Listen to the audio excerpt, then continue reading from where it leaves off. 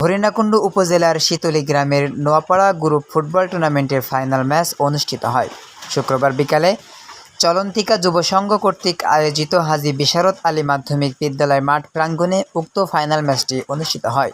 উক্ত ফাইনাল ম্যাচে প্রধান অতিথি হিসেবে উপস্থিত ছিলেন শীতলী গ্রামের কৃতি সন্তান নোয়াপাড়া গ্রুপের সম্মানিত চেয়ারম্যান মোহাম্মদ ফাইজুর রহমান জোয়ারদার। খেলাটি বীর মুক্তিযোদ্ধা ও চলন্তিকা যুব সংঘের সভাপতি মোহাম্মদ আব্দুল ওয়াহিদের সভাপতিত্বে অনুষ্ঠিত হয়। পরিচালনা করেন নড়াইলের অতিরিক্ত জেলা ও দায়রা জজ শাহজাহান আলী শিপন।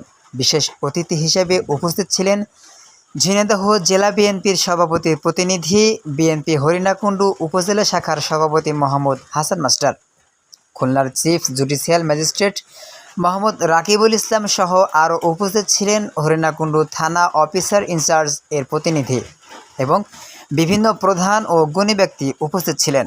ফাইনাল ম্যাচটি হাজার হাজার দর্শক উপভোগ করেন। উক্ত ফাইনাল খেলায় ভিপি শাপলা ক্লাব 4-0 গোলে ক্রীড়া কল্যাণ একাডেমি হরিণাকুণ্ডুকে পরাজিত করে বিজয় অর্জন করেন।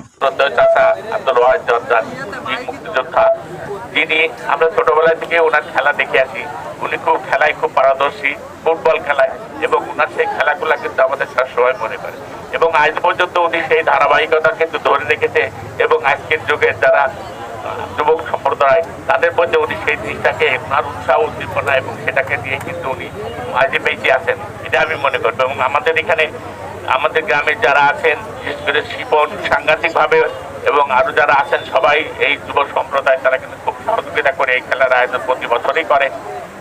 আমার কথা হলো যে ইনশাল্লাহ আমরা এটাকে আস্তে আস্তে আগে নিয়ে যাবো। আমি এখানে আমার শিপন বলেছে একটা জায়গার বিষয় নিয়ে, ওটা আমরা অবশ্যই এটাকে দেখবো। তারপরে চাচা যেটা বলেছে আমরা আগে স্কুলটা আমরা শুরু করি, স্কুলের জন্য যে জায়গাটুকু লাগবে শুরু করি, এবং চাচা যেটা বলেছেন আমাদের আব্দুল ওয়াহিদ জোয়ারদার, আমরা ওইটা মাথায় রেখে আমরা আগামীতে সেরা সবকিছুর কথা খেলাকে বাঁচায় রাখতে হবে এবং খেলাকে বাঁচায় রাখার জন্য এরকম সুন্দর পরিবেশ না থাকলে আসলে সামনে যেতে খেলা করার মতন দেখার মতন জায়গা। আর আমরা আশা রাখি ইনশাল্লাহ এটা আরো ভালো করবো আমরা সবাই মিলে, এবং সবাই মিলে কাজ করলে সেই জিনিসটাকে সুন্দরভাবে ভালো পর্যায়ে দেওয়া যাবে। আর আজকে যারা আপনারা আসছেন এই খেলা উপভোগ করছেন, বিভিন্ন দূর দূরান্ত থেকে আসছেন, সবাইকে আমাদের পক্ষ থেকে শুভেচ্ছা, নোয়াপাড়া গ্রুপের পক্ষ থেকে আপনাদেরকে শুভেচ্ছা, এবং আমরা আগামী দিন যেন আবার এরকম একটা সুন্দর খেলা দেখতে পারি এই বলে আমি সবার মাঝ থেকে বিদায় দিচ্ছি। আসসালামু আলাইকুম।